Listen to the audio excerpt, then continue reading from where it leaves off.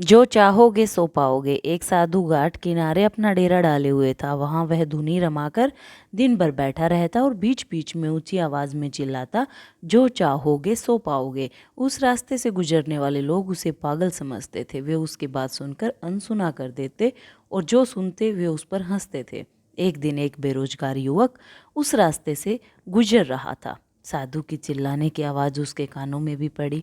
जो चाहोगे सो पाओगे, जो चाहोगे सो पाओगे।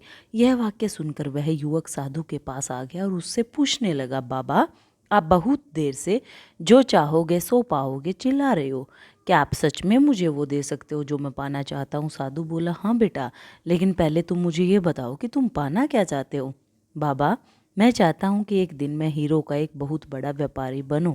क्या आप मेरी ये इच्छा पूरी कर सकते हैं? युवक बोला, बिल्कुल बेटा, मैं तुम्हें एक हीरा और एक मोती देता हूँ, उससे तुम जितने चाहे हीरे मोती बना लेना। साधु की बात सुनकर युवक की आंखों में आशा की ज्योति चमक उठी। फिर साधु ने उसे अपनी दोनों हथेलियां आगे बढ़ाने को कहा। युवक ने अपनी हथेलियां साधु के सामने कर दी।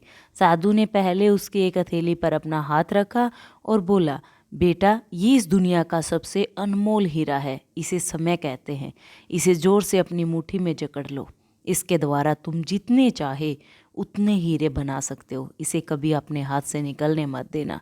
फिर साधु ने अपना दूसरा हाथ युवक की दूसरी हथेली पर रखकर कहा, बेटा, ये दुनिया का सबसे कीमती मोती है, इसे धैर्य कहते हैं।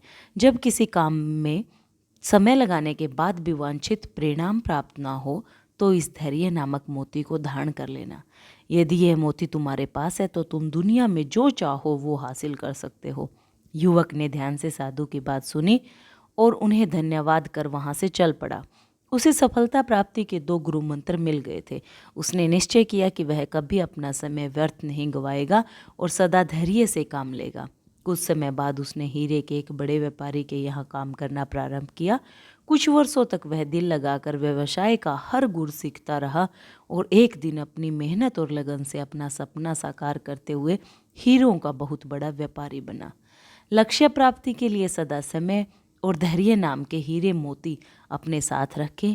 अपना समय कभी व्यर्थ न जाने दें और कठिन समय में धैर्य का दामन न छोड़ें। आपको सफलता जरूर मिलेगी।